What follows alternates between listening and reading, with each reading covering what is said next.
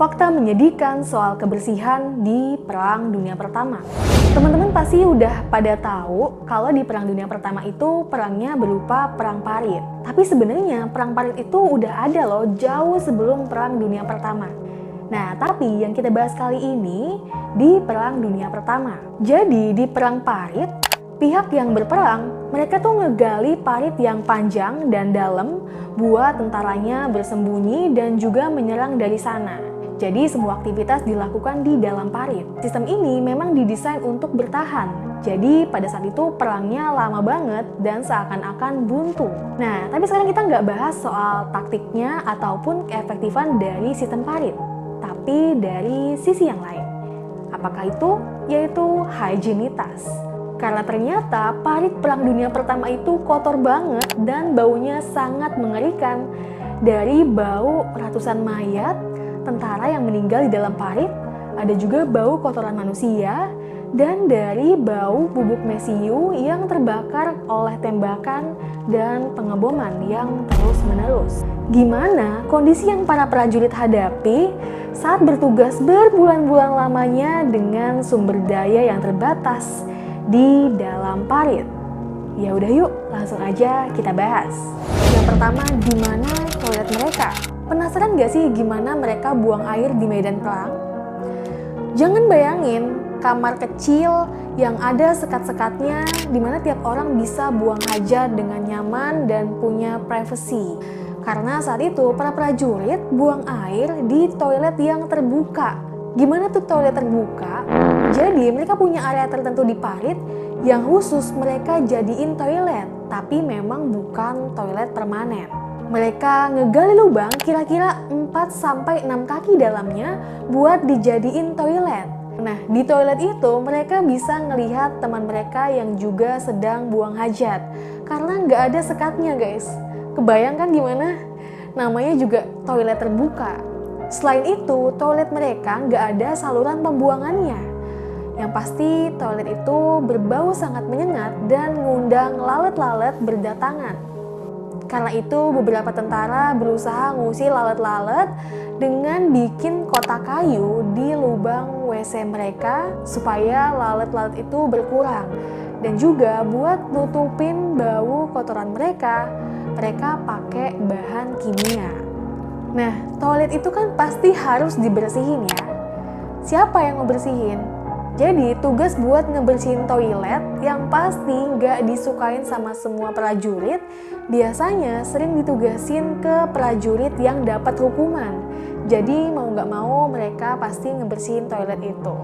Bagi beberapa prajurit yang kesulitan buat pergi ke tempat yang mereka sebut toilet, misal bagi prajurit yang lagi kena diare, mereka itu bisa pakai ember ataupun kaleng makanan kosong buat buang air. Jadi setelah buang air, terus kotorannya dibuang isinya dan kalengnya bisa digunakan lagi bagi yang membutuhkan. Seperti yang dikatakan oleh seorang letnan Inggris di Resimen Devonshire yang bertempur di Passendale pada tahun 1917, jika misalnya Anda ingin buang air kecil dan sebaliknya, ada kaleng daging sapi kosong yang disimpan di sisi lubang. Jadi Anda harus melakukannya di depan semua anak buah Anda, kemudian membuang isinya, tetapi tidak dengan kalengnya. Jadi itu pengalaman pribadi ya guys, ada tentara yang buang air di depan anak buahnya. Selanjutnya, makanan dan minuman yang terkontaminasi. Buat ngehasilin air minum, cara yang paling gampang yaitu dengan ngerebus air. Tapi bayangin aja, saat itu kan lagi perang ya. Jadi buat ngerebus air agak susah karena minimnya peralatan. Ditambah lagi harus nyalain api, pasti susah kan. Karena itu, para prajurit lebih milih buat nyiterilin air minum mereka dengan bahan kimia, yaitu kapur klorida. Tapi ternyata rasanya jadi nggak enak. Karena itu mereka nyari gantinya, yaitu pakai bahan kimia juga, kali ini asam natrium sulfat. Seperti yang ditulis oleh Korps Medis Tentara Kerajaan, yaitu diputuskan pada bulan Agustus 1914 untuk mengeluarkan tablet asam natrium sulfat.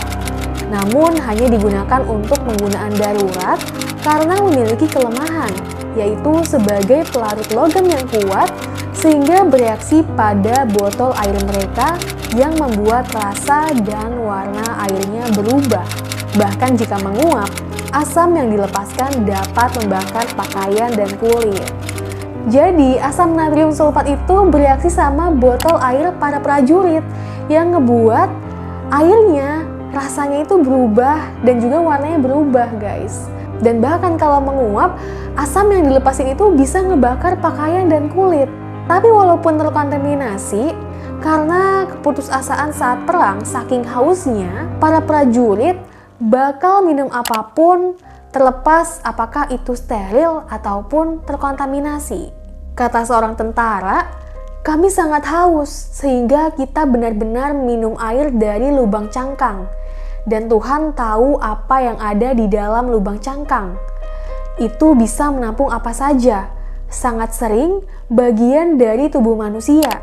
Tapi kami sangat haus, kami meminumnya dingin dan tanpa merebusnya. Jadi karena saking hausnya, para tentara itu minum dari kayak wadah, tapi dari cangkang. Dan seringkali di wadah itu ada bekas tangan atau bagian tubuh manusia. Tapi mereka minum dari air tersebut. Kalau makanan gimana? Untuk nyediain makanan para prajurit, mereka punya dapur keliling buat bawa masakan siap saji ke pasukan di garis depan. Tapi karena seringnya pertempuran, jadi makanan itu sulit banget buat sampai di garis depan atau parit. Jadi ketika udah sampai, makanannya udah dingin dan bahkan basi. Kadang makanan yang diterima juga udah kena lumpur ataupun dihinggapi lalat yang ada di parit. Tapi sebenarnya mereka juga diberi makanan darurat, yaitu kornet kaleng, biskuit, dan roti. Yang ketiga, tikus di mana-mana. Siapa di sini yang takut sama tikus? Kalau gitu sama. Tapi kalau kalian jadi prajurit yang ada di parit, kalian nggak boleh takut. Karena tikuslah teman para prajurit selama di parit. Mungkin karena sampah, sisa makanan, dan mayat yang juga dikubur di parit itu menarik perhatian tikus-tikus. Sehingga ada ribuan tikus yang berkembang biak dengan sangat banyak dan memakan mayat-mayat yang dikubur di parit itu. Kata seorang perwira yang bernama Kapten Robert Graves, saat ingin tidur aku mendengar suara perkelahian. Ketika aku sorotkan senterku ke tempat tidur, aku menemukan 2 ekor tikus yang sedang bergulat untuk mendapatkan tangan yang terbenggal. Jadi itu kejadian nyata, ada tentara yang mau tidur, dia malah lihat tikus yang lagi berantem, lagi ngerebutin tangan prajurit yang udah meninggal. Ditambah lagi, tikus itu bisa bereproduksi dengan cepat. Jadi parit itu dipenuhi tikus yang bahkan ukurannya sampai sebesar kucing karena sumber makanan yang sangat melimpah, yaitu mayat para tentara. Tikus itu juga ngebawa penyakit seperti tipes dan pes. Untuk mengatasi masalah tikus ini, para prajurit ngelepasin anjing dan kucing yang jumlahnya ratusan.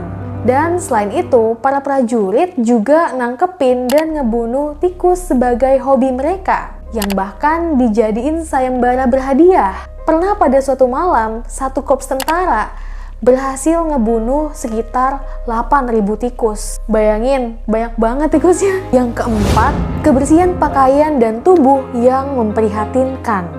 Kalau soal toilet aja nggak diperhatiin, apakah kebersihan pakaian dan tubuh mereka juga sama? Ternyata, para prajurit diberi fasilitas buat cuci pakaian, istirahat, atau bahkan untuk sekedar kumur-kumur. Ada pemandian umum yang lokasinya cukup jauh dari garis depan buat para prajurit ngebersihan diri dengan harapan bisa ngehilangin bau nggak sedap dari tubuh mereka yang didapat dari bau mayat, sampah, dan WC di parit yang berbau sangat mengerikan.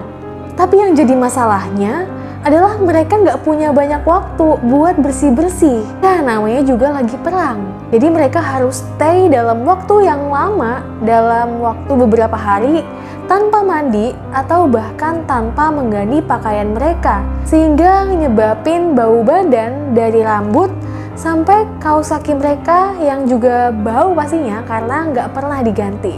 Karena kondisi parit yang lembab dan penuh limbah, serta para prajurit yang jarang mandi, akhirnya hama seperti kutu jadi berdatangan dan tumbuh subur di pakaian dan juga tubuh mereka. Kata seorang prajurit, awalnya kami hanya memiliki satu jenis kutu, tetapi sekarang kita memiliki punggung abu-abu, merah, hitam, dan hampir setiap warna yang bisa dibayangkan. Jadi akibat kutu, punggung mereka tuh jadi kayak pelangi guys.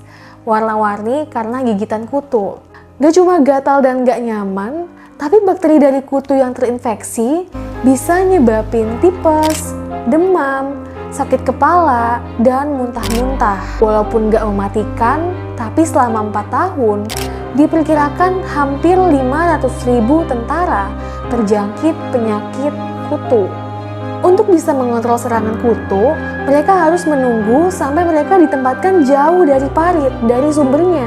Caranya dengan merebus pakaian mereka agar kutunya hilang dan tentunya mandi dengan bersih. Dan juga mungkin potong rambut ya. Itu tadi soal pakaian dan juga tubuh.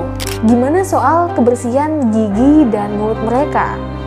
Jadi di Perang Dunia Pertama gak sama seperti di Perang Dunia Kedua, di mana pada saat Perang Dunia Pertama, kesehatan mulut tidak dianggap penting. Jadi sebelum ke medan perang, para prajurit itu udah punya kebersihan mulut yang sangat buruk. Tapi uniknya, semisal pas mau daftar prajurit, dia udah punya kondisi kesehatan mulut yang buruk, itu bakal ditolak. Kenapa ditolak? Karena udah ada pertimbangannya, yaitu ransum yang dikasihin buat para prajurit butuh gigi yang bagus, karena biskuitnya itu keras guys. Jadi otomatis yang punya gigi palsu juga nggak bakal diterima jadi prajurit.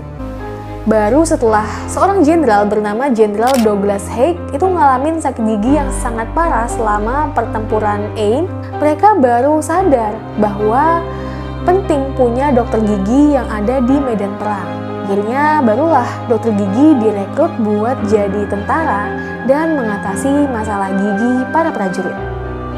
Yang terakhir, infeksi mengerikan. Setelah bahas betapa kotornya kondisi di parit, gak mengherankan ya kalau banyak tentara yang terkena penyakit dan infeksi. Salah satunya yang disebabkan oleh kondisi parit yang cenderung tergenang karena curah hujan yang tinggi dan kurangnya sistem drainase yang baik. Akibatnya, para prajurit harus nahan kaki mereka di genangan air atau lumpur yang berlendir dan lengket. Nah itu nyebabin kaos kaki mereka itu malah nempel di kulit mereka yang kondisinya lagi luka-luka. Nah, luka-luka tersebut adalah tempat berkembang biaknya bakteri, ditambah lagi kurangnya sirkulasi darah di kaki mereka. Akibatnya mereka terkena penyakit yang dikenal dengan trend foot atau kaki parit. Ada sekitar 2.000 sampai 75.000 tentara Inggris harus diamputasi, kehilangan rasa di kaki, dan mengalami infeksi yang parah. Jadi trend foot itu gejalanya nyeri, bengkak, sampai kaki mereka itu mati rasa. Nah, kalau udah parah, baru harus diamputasi. Untuk mengatasi masalah kaki parit, mereka harus rajin ganti kaos kaki mereka yang basah jadi kering, atau bisa pakai minyak ikan paus. Gak cuma kaki parit, yang harus mereka hadapi yaitu disentri yang disebabkan karena kurangnya kebersihan di parit dan juga air minum yang tercemar.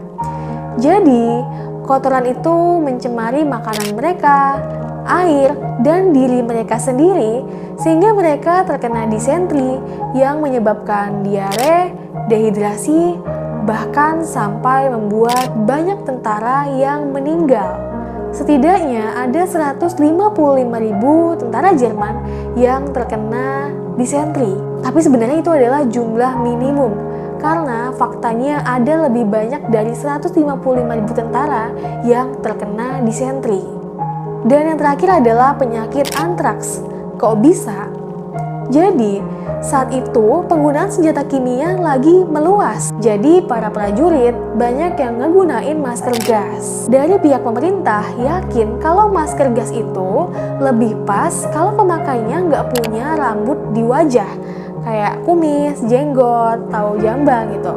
Sehingga mereka ngasih satu set alat cukur ke tiap para prajurit, yang alat cukurnya itu dilengkapi dengan kuas yang terbuat dari bulu kuda. Nah, ternyata sikatnya itu tercemar oleh antraks yang disebabkan oleh bakteri Bacillus anthracis yang dapat bertahan hidup dan berkembang biak dalam waktu lama di tanah dan ternak seperti kuda.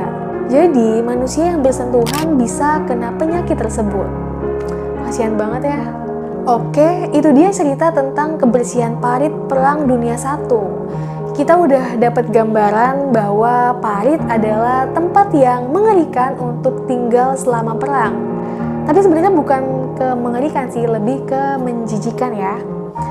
Tapi meskipun begitu ada sisi positifnya, karena walaupun masalah kebersihan dan medis di Perang Dunia I itu nggak terkenal tidak memadai, tapi setelah Perang Dunia I itu banyak penelitian dan perbaikan untuk generasi mendatang, baik di dalam medan perang, yaitu Perang Dunia II, atau di luar medan perang. Makasih banyak buat yang udah nyimak video ini sampai habis. Mohon maaf atas segala kesalahan dan kekurangan. Thanks for watching, see you next video.